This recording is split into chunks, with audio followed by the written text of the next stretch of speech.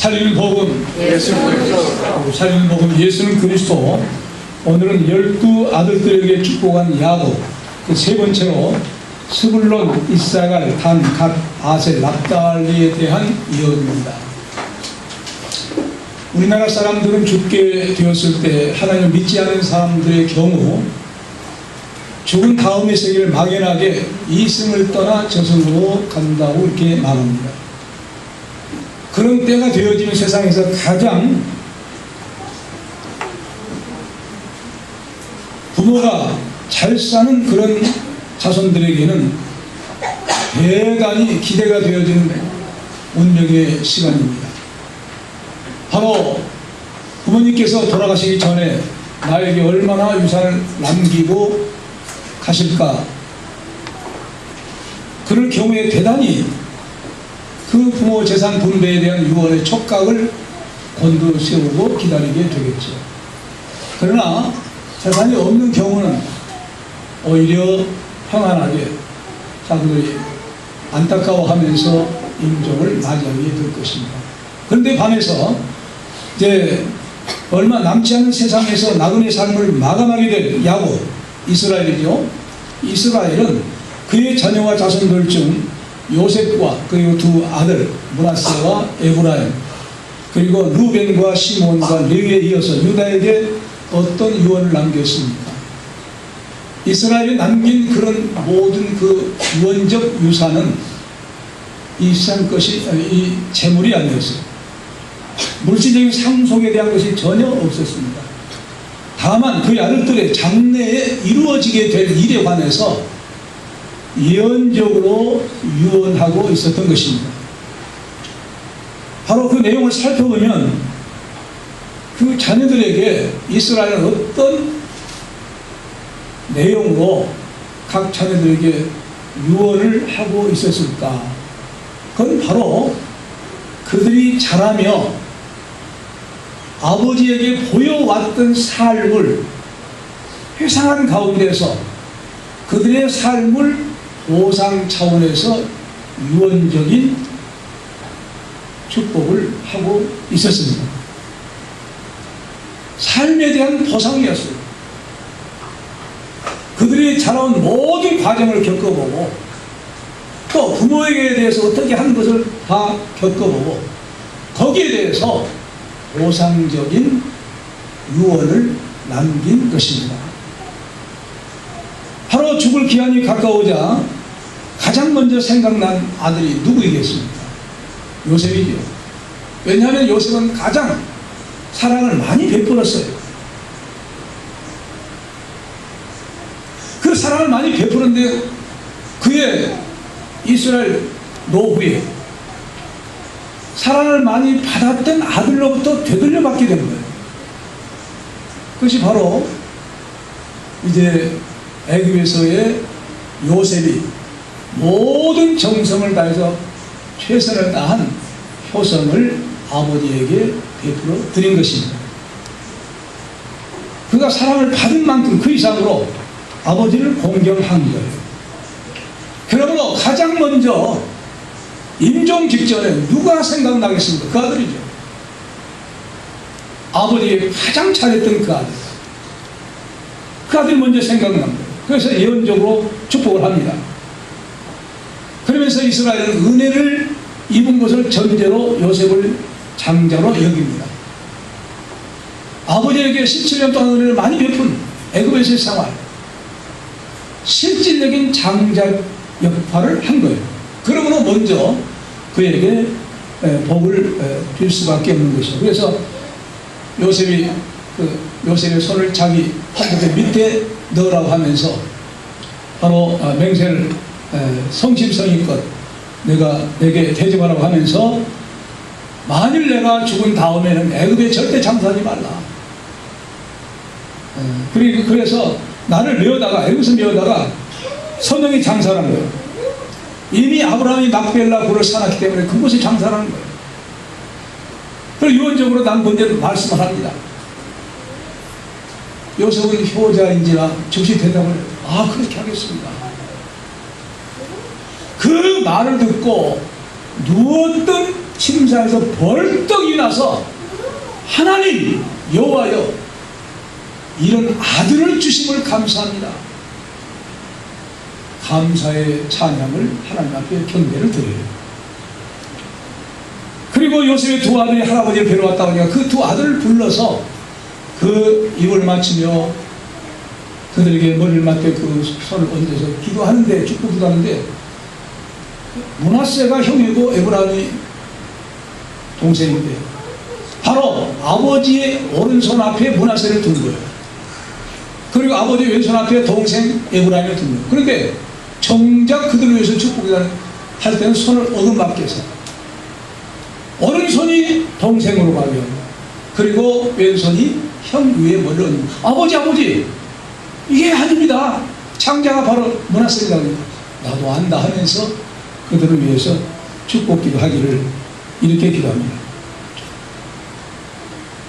그가 창세기 48장 15절 14절부터 16절까지 15절에 보면 그가 요셉을 위하여 축복하여 가로되 내 조부 아브라함과 아버지 이삭의 섬기는 하나님, 나의 나무로부터 지금까지 나를 기르신 하나님, 나를 모든 환난에서 건지신 사자께서 이 아이에게 복을 주시려며 이들로 내 이름과 내 조부 아브라함과 아버지 이삭의 이름으로 칭하게 하시며 이들로 세상에서 번식되게 하시기를 원하나이다. 그렇게 기도를 해요. 아주 체험적인 삶에서 하나님을 섬긴 그 하나님, 나를 지금까지 모든 환난에서 건지신 하나님이란 말을 대신 사자라고 해요. 하나님으로 찾아올 때 언제든지 사자로 찾아왔거든요. 하나님의 사자. 구약의 하나님의 사자로 나타난 그 사자는 육신의 몸을 입으시고 오시기 이전에 선제하신 그리스도입니다. 그래서 그때는 그리스도라고 해요. 탄생하신 이후에는 예수 그리스도.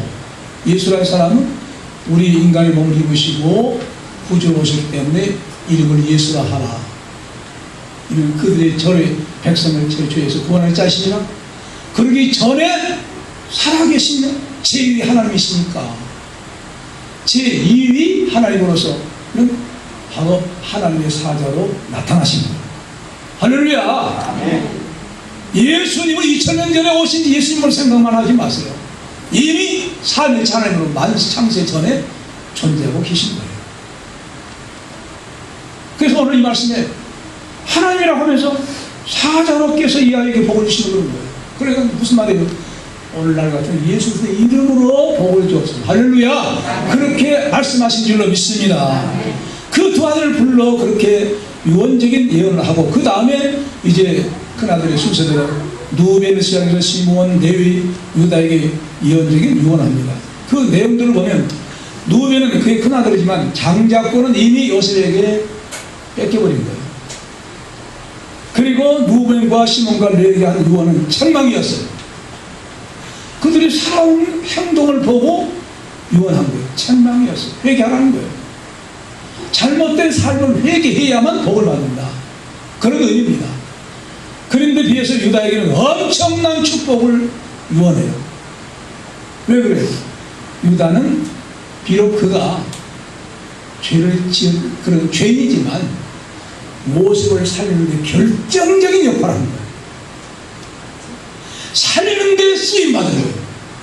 살리는 데 쓰임받은 유다에게서 메시아가 나오도록 유언한 것입니다. 할렐루야. 살리는 데 쓰임받는 사람, 복 있는 사람이에요.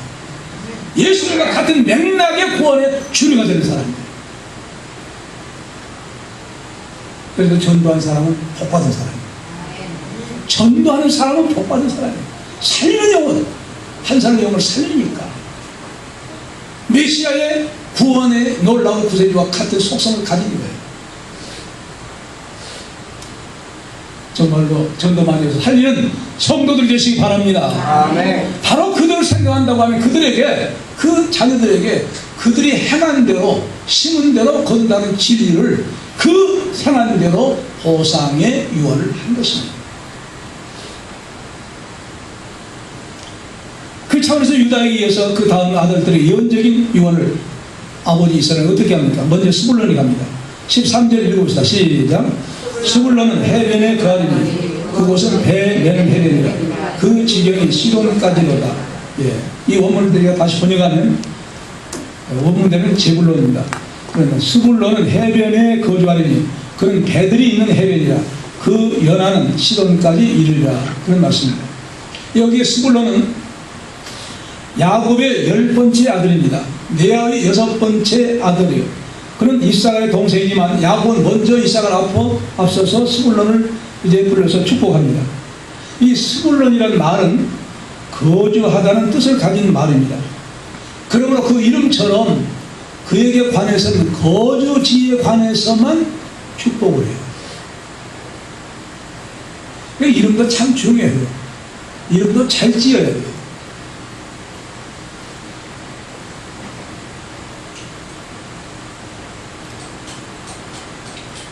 자, 그래서 실제로 스불론 지파는 동쪽으로 갈릴리 호수를 접하고 서쪽으로는 에스드로엘론 광평원에 접하고 있으나 지중해 스불론 지파의 거주지 사이에 아셀 지파가 끼어있지만 지중해를 직접 접할 수는 없었습니다. 그래도 불구하고 스불론에게 배들이 있는 항구에 거주할 것이다 그런 거예요.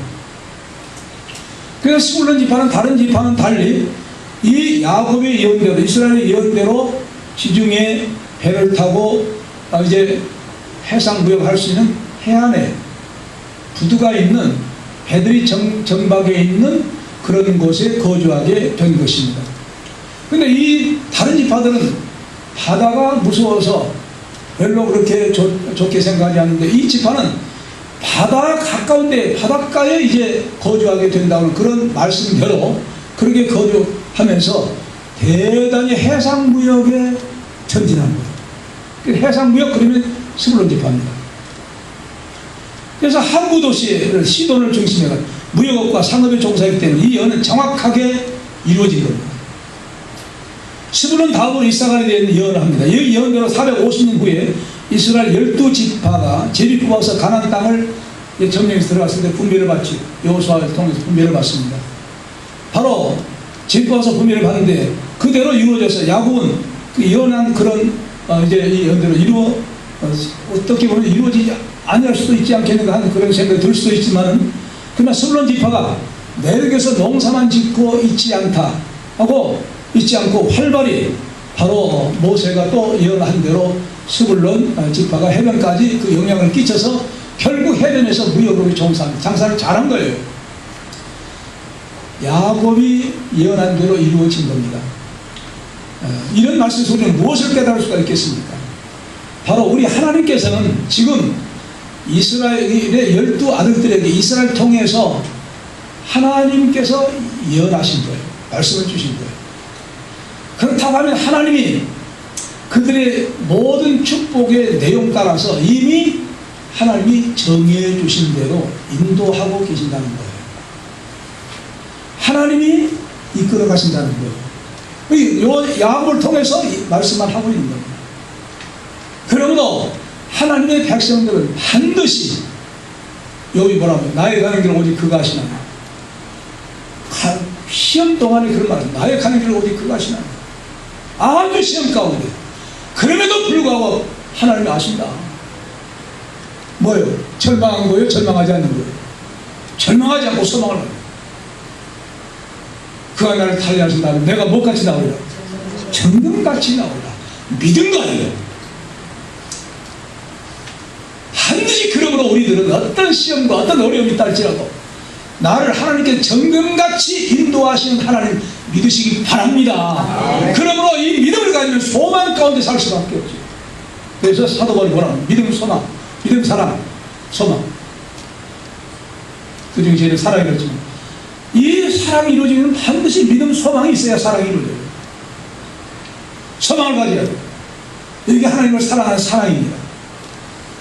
절망할 이유가 없는 거예요. 반드시 나를 끝까지 보호해 주십니다. 그런 믿음 우리에게 주신 거예요. 그렇다고 우리가 세상을 살아갈 때 어떻게 살아요? 담대하게 살아가야죠. 하나님의 장중에 있다는 사실을 우리가 믿어야 돼요.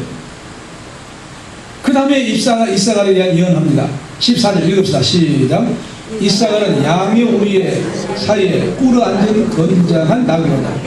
그는 쉴 곳을 보고 좋게 여기며 토지를 보고 아름답게 여기고 어깨를 메고 짐을 메고 앞지 아래서 섬기리라. 아멘. 이 원문을 다시 번역하면 14절 이사가는 양무리 사이에 휴식하고 있는 건강한 순남이라. 15절 그는 쉴 곳을 보고 좋다며 그 땅을 기뻐하여 그가 그의 어깨를 구부리고 짐을 지며 조공을 바치는 자가 되리라. 그런 말씀입니다. 이사가에 관해서는 양우리의 휴식을 취하고 건장한 순낙이라고 하니까 그 육체적으로 힘이 센 종족이 될 것을 예언합니다. 그리고 이사갈 지파는 나귀라고 했으니까 나귀는 말은 공격적인 동물이지만 나귀는 유순한 동물이에요. 사람의 말을 잘 들어요. 그러니까 사실은 진취적이든 못해요. 야 말라고 하면 진취적이고 그러니까 나귀는 시킨 대로 주인 시킨 대로 하는 그런 수동적인 동물입니다. 그러니까 이사갈 지파는 두각을 나타내는 리더십은 발휘할 수 있는 그런 지파는 아니라는 거예요. 오히려 지배를 받는 그런 온순한 그런 지파라는 거예요. 그러나 힘이 세서 우직한 성격으로 성실히 일하지만 또 이런 그런 사람으로서 낙천적인 그런 복을 말한 거예요. 그런데 이 순종심이 강한 것 때문에 또 형제들의 노예가 된다는 사실을 내포하고 있습니다. 사실상 아버지 이스라엘은 그의 진취적이지 못한 말처럼 진취적이지 못한 그런 성격을 가진 이제 이스라엘에게 사실은 좋은 점도 있지만 책망하고 있는 거예요. 말처럼 뛸 수 있는 그런 이제 성격이 너는 왜 없느냐 한 내용도 포함되어 있는 거예요. 동시에 책망은 이스라엘 계급뿐만 아니라 그 모든 지파 자손들을 향해서 예언한 내용이에요. 하지만 실제로 그 자손들은 지혜롭다는 거예요. 그리고 굉장히 성실하다는 거예요. 그냥 일을 아주 잘해요. 그럼에도 불구하고 바로 어떤 말을 또 포함하십니까? 외부의 압제에 눌려있는 것을 또 말씀해요. 너는 어깨를 구부리고 짐을 지며 조공을 바친 자가 되리라 이런 말씀을 한 거예요. 이 말은 무슨 말이겠습니까? 바로 이사가는 열심히 일해서 그렇게 수고를 많이 하지만 그럼에도 불구하고 이사갈 지파는 북쪽 이스라엘 아주 북쪽에서 사는 거예요. 그러므로 그 지역에서 또 그 지파에서 누가 나오냐? 왕이 나와요. 남쪽 유다에서는 나올 수가 없지만 북쪽 이스라엘 갈라디 이스라엘 북쪽 이스라엘에서는 왕이 나온 때가 있었어요. 바로 두 왕이 나오는데 바하사와 그의 아들 엘라가 왕노릇을 했어요. 여로보암의 아들 나답이 이스라엘 왕이 되었으나 여로보암이 그 여호와 보시기에 악을 행하니까 그 아들 여로보암의 아들을 이제 이 죄로 말미암아 이스라엘 족속 아이의 아들 바하사가 모방을 일으켜가지고 여로보암의 아들 이제 나답을 죽입니다. 그리고 자기가 왕이 됩니다. 그리고 24년간을 치료해요. 그러면서도 아방이 지은 죄를 떠나지 않아요. 저도 또 죄를 지어요. 24년 지난 다음에 또 이제 죽지요. 하지만 그 다음에 아들이 또 엘라라는 사람이 아들 2년 동안 다스립니다. 2년 동안 다스리는데 이 사람도 역시 아버지와 똑같이 우상을 섬기고 죄를 지으니까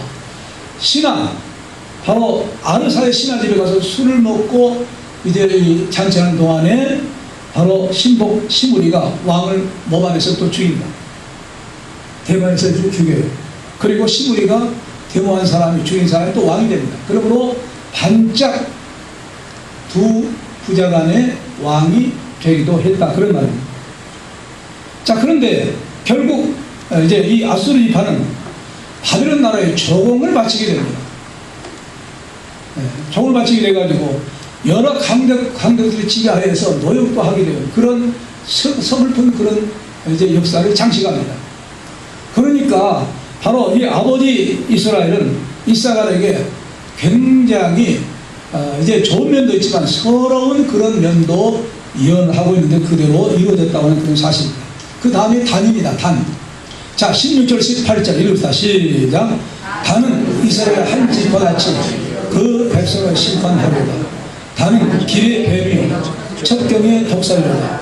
말뚝을 물어서 그 탄자로 뒤로 떨어지게 하리로다. 여호와여 나는 주의 구원을 기다리나이다. 아니요. 이 원문을 다시 번역하면 16절 다는 이스라엘의 한 지파같이 그의 백성을 심판하리라. 17절 다는 그 길 위에 뱀이 될 것이며 오솔길에 독사라 말발굽을 물어서 말 탄 사람을 뒤로 떨어지게 하리라. 18절 여호와여 나는 주의 구원을 기다립니다. 그런 말입니다. 참 보세요. 단에 관해서 우리는 무심히 이 말씀을 깊이 상고해야 됩니다. 단 뭐라고 합니까? 뱀이라는 거예요. 뱀이 될 것이라는 거예요. 그리고 오솔길에 독사, 좁은 길에 독사라는 거예요. 외로운 길에 독사로 나타난다는 거예요. 피할 길이 없죠.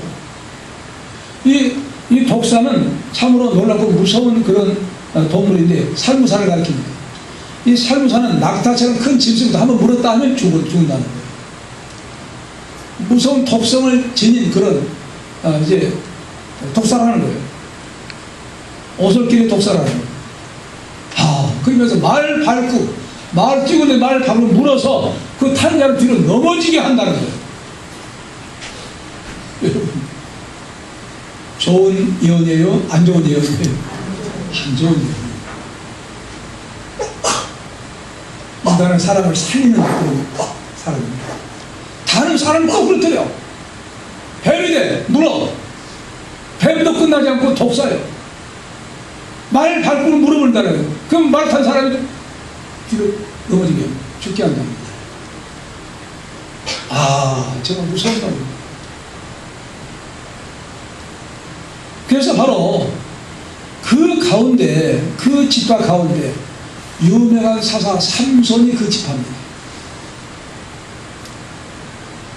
이스라엘 막강한 대적 블레셋과 싸울 때 굉장히 힘이 있어서 이제 이 나시를 넣어서 수염을 깎지 않는 그런 나시를 넣어서 싸워서 이기죠.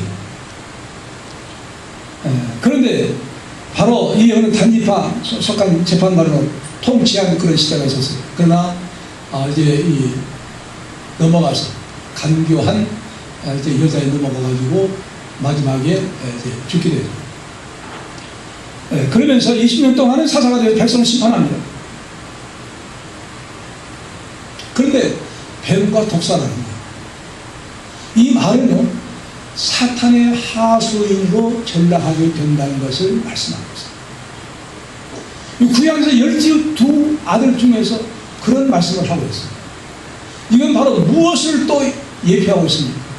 예수님의 12제자 가운데 가론 유다가 예수님을 팔 것을, 넘어뜨린 것을 또 예시하고 있어요.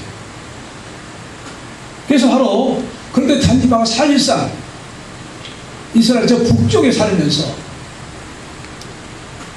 여로보암이, 솔로몬의 신하 여로보암이, 솔로몬이 마지막에 죄악을 지니까 그 신하에게 나라를 10지파를 쪼개서 주지 않습니까?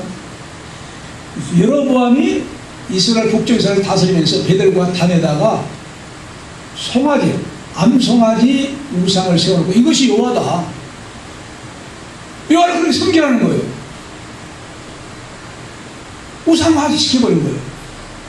베델과 단에, 그 단은 예루살렘과 멀어요. 뭐니까 이스라엘 각 지파들은 이 레위족은 11지파에 흩어져 있으면서, 그리고 안식일이고 이제 성회가 되면, 성일이 되면 예루살렘에 가서 봉사를 합니다. 근데 뭐니까 이제 아론 지파의 제사장들이 거기를 별로 그렇게 간섭을 못한 거예요. 못 오니까 뭐니까. 그러니까 모세의 자손 중에서 마음대로 제사장을 세워서 일을 하게 하는 거예요. 그런데 우상을 섬기니까. 그러니까 어떻게 되죠? 단 지파들이 먼저 타락을 합니다. 우상을 섬긴 죄악을 그 지파들이 집요하게 타락을 하게 돼요. 여러 번 때와 암소 우상을 섬기는 것을 본격적으로 합니다. 그래서 12지파에게 뱀과 독사로 사역을 해요.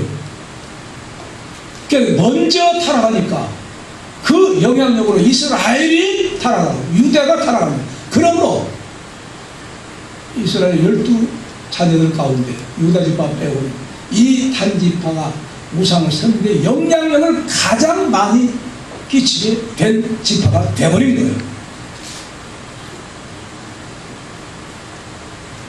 이스라엘이 빨리 망하게 되는데 결정적인 역할을 하는 것이 바로 단지파 때문입니다. 왜? 그들이 우상을 너무 잘 섬겨요. 예루살렘이 멀어. 하나님의 말씀이 없는 거예요. 그래서 초대 교부들은 사도 다음에 속사도이고 그 다음에 교훈을 나옵니다. 사도들 다음에 속사도, 그 다음에 이 바톤을 이은 사람들이 교부, 그렇게 말합니다. 그 교부들이 바로 적그리스도가 단지파에서 나올 것이라고 이제 그들은 그렇게 봤어요. 그 바로 요한계시록에 보니까, 요한계시록에 7장 5절로 8절에 보니까 그 12지파의 입맞은 자들이 나옵니다. 12아들들이 나오는데 이미 이스라엘이 요셉의 두 아들에게 아들처럼 격상시켜서 축복했잖아요. 두 아들 다 이름이 있어요. 그래서 요셉은 므낫세를 대표하고 그 다음에 에브라임이 나와요. 그리고 단지파가 없어요. 그 다음에 누가 들어간 거예요? 요셉과 그의 아들이 들어간 거예요. 단지파가 24장로 가운데 12는 야곱의 12아들이에요. 12아들 이름이 들어가야 돼요. 단이 빠져.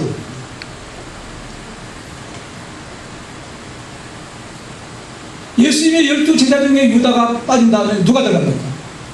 마띠아가 들어가요. 그런 것처럼 그런 역사가 일어나요. 그러니까 엄청난 이 유언적인 예언은 엄청난 예언입니다. 그래서 단지파의 단의 아버지 이스라엘은 그 예언을 하고 자기 스스로 너무 놀란 거예요. 아, 이렇게 돼서는 안 되는데 하고 이미 자기 입에서 하나님의 입술을 통해서 그렇게 나가버렸으니까, 그럼에도 불구하고 너무 놀라운 엄청난 말이 나가니까 마지막에 뭐라고 합니까? 여호와여, 나는 주의 구원을 기다립니다. 그런 말입니다. 그 말은 어찌 자녀 중에 여러분 12자녀 다 있다고 하면 그 하나도 잘못되기를 원하는 부모가 있을까요? 없죠. 비록 그들 가운데 못된 자녀 혹은 부모에게 불의한 자녀가 있다 할지라도 부모는 자녀들이 다 복을 받기 원하거든요. 그게 부모 심정 아니겠습니까? 기분은 나빠도, 잘못하면 기분은 마음은 상해도 다 잘 되기를 바라는 거예요. 그런데 그 똑같은 심정으로 단행안에서 그 말을 해놓고 보니까 안타깝거든요. 여호와여, 구원을 기다립니다. 이 아들을 위한 기도일 뿐 아니라 또한 이 말씀은 바로 그보다 더 이제 이스라엘이 기도한 것은 메시아가 바로 이스라엘 백성들이 오심으로 말미암아 구원을 해줄 걸 간절히 바라는, 여호와여, 신약에서는 뭐예요? 예수 그리스도를 말합니다. 예수 그리스도시여, 나는 당신의 구원을 기다립니다. 자녀 이제 단에게 놀라운 구원의 역사가 회복되기를 원하면서 또한 이스라엘 12자손들에게 이 구원의 역사, 구주가 오셔서 반드시 구원해 주시길 바라는, 왜? 잘못된 자녀들도 있으니까 그들의 잘못을 용서하고 구원의 바리들을 설기를 바라는 간절한 기도를 하게 된 줄로 믿습니다. 정말로 우리는 참된 이런 내용에서 구원의 모형과 그림자의 우리에게 보여주고 있어. 또 심판의 내용을 보여주고 있어. 그러므로 하나님의 택한 백성들은 하나님 앞에 간절히 구원이 계속 성취되기 위해서 기도해야 돼요. 다음으로 갓에 대한 예언을 합니다. 19절 읽읍시다. 시작. 갓은 군대의 합격을 받으나 도리어 그 뒤를 추격하려다. 예. 요문을 다시 번역하면 갓은 군대가 그를 침략하겠으나 그가 그 뒤를 추격하리라. 그런 말입니다. 자, 근데 같이 빠는 루벤과 함께 요단 동편의 토지를 배정받아서 일찍 정착했는데 그 지역이 아주 비옥했어요. 그 비옥하니까 옆에 있는 다른 나라에서 자꾸 침략을 많이 해요. 농사가 잘 되고 그러니까. 그래서 곡식과 땅을 빼앗으려고 아주 많이 전쟁을 했습니다. 그 동방쪽 특별히 이제 미디안 족속, 암몬 족속, 아랍의 족속들이 늘 쳐들어온 거예요. 신을 당했습니다. 그러나 같이 빠는 그 용맹성으로 이제 적들을 격퇴시킵니다. 그 예언한 대로 격퇴시키라. 그대로 이스라엘이 예언한 대로 이루어진 거예요. 그 다음으로 아들 아셀입니다. 20절 읽읍시다. 시작. 아셀에게서 나는 신령은 기름진 것이라. 그가 왕의 진술을 공개하리라. 이 오문을 다시 번역하면 아셀에게서 나는 그의 신물은 기름진 것이라. 그가 왕의 진미를 바치리라. 아셀이라는 말 자체가요, 행복이라는 말입니다. 행복이라는 말. 얼마나 행복한가, 복된 겁니다. 시편에 뭐라면 1편에 복 있는 사람은 하고 나오잖아요. 또 시편 119편 전부 맨 처음에 나온 복 있는 사람은, 이 말이 사실은 행복한 사람, 그 말이 무슨 말이에요? 아셀로, 아셀이라는 말로 시작해요. 아주 좋은 말입니다. 행복이라는 뜻이에요. 얼마나 좋습니까? 정말 좋아요. 행복이라는 뜻이에요. 아셀로. 그 이름처럼 풍요한 축복을 받습니다. 그 자손들이 아주 풍요한 복을 받아요.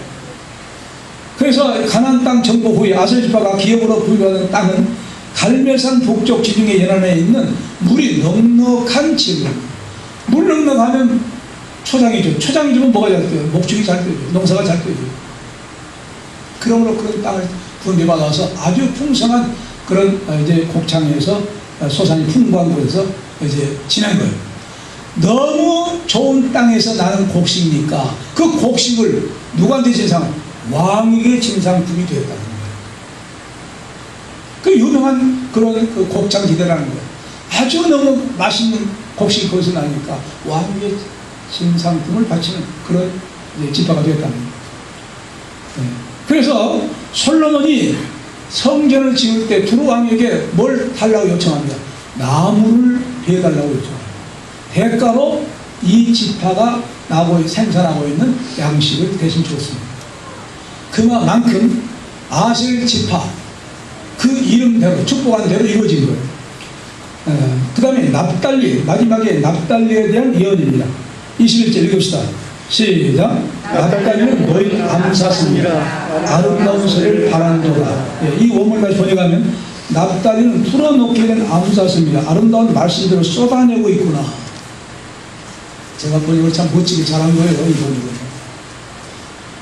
납달리가 배정받은 지금 갈레의 최북단이에요. 그래서 그곳에 납달리가 아무런 제약 없이 잘 사는 거예요. 전쟁이 날 때 잘 쓸 수 있는 암사슴으로 이제 비유한 겁니다. 암사슴은 모든 질문들 가운데 빠르답니다. 그냥 아주 재빨리 재난에 대처해요. 전쟁을 나와서 싸워서 이겨요. 이런 놀라운 그 말씀을 내포하고 있는 말씀입니다. 그래서 가나안 왕 야빈의 휘하에서 있는 군대장관 시스라와 전쟁할 때, 이스라엘 전쟁할 때 여사사 드보라와 함께 물리친 그런 지파입니다. 예언이 그대로 성취된 거예요. 그래서 그 다음에 풀어놓게 된 암사슴이라고 이렇게 풀어놓게 된 암사슴, 풀어놓았다. 자유를 의미할까요? 얽매임을 의미할까요? 자유죠. 그렇다면 무엇을 여기에서 우리에게 영적인 교훈을 하고 있을까요? 죄악에서의 자유. 할렐루야. 누구든지 그리스도 예수 안에 있는 자유는 정죄가 없는 뭐가 있다는 거예요? 죄와 사망에서 우리를 자유케 했다. 할렐루야. 이 자유를 예언하고 있는 내용입니다. 얼마나 좋습니까? 얼마나 좋아요. 진정한 자유는 세상 사람들이 주는 자유가 아니잖아요. 하나님이 주신 자유, 죄에서 죄산 받은 거, 지옥 갈 사람이 천국 가는 거, 이보다 더 큰 복이 어디가 있어요. 이게 자유입니다. 그리스도 안에 있는 자유, 이것을 구사한 거예요. 그래서 바로 아름다운 말씀을 쏟아내고 있구나. 그래서 바로 납달리 지역이 어떤 지역이냐면 바로 갈릴리. 갈릴리 여러분 생각해 보세요. 예수님이 어디에서 제자들을 많이 불렀어요? 갈릴리예요. 고기 잡는 어부들에게 연락했다가 베드로시에서 불렀어요. 그 갈릴리 지역, 바로 납달리가 배정받은 그 지역 갈릴리에서 가장 많이 제자들로 쓰임 받은 거예요. 그들이 이 복음을 듣고, 예수의 복음을 듣고 온 세계 복음을 전하는 제자들이 되었으니 오늘 이 말씀 어떤 말씀? 아름다운 말씀들을 쏟아내고 있구나. 아름다운 말씀 뭐예요? 예수 그리스도의 복음인 줄로 믿습니다. 쏟아내고 있어. 그들이 그런 복을 받아가지고 이제 복음이 우리들에게까지 들어왔습니다. 이 언어는 그대로 확실하게 성취되었습니다. 이스라엘 백성들의 구원의 언약이 하나님의 말씀이 이렇게 납달리 자손을 통해 가지고 그 기억을 통해서 제자들이 많이 예수님의 부름을 받아서 복음을 온 세계에 증가하는 쏟아내는 이 귀한 사역을 감당한 것처럼 우리 역시 납달리와 지파와 같이 아름다운 소식, 아름다운 말씀을 사방에 쏟아낼 수 있는 복음 전도자가 되어질 때 하나님이 가장 기뻐하신 복을 받게 될 줄로 믿습니다. 기도하십시오.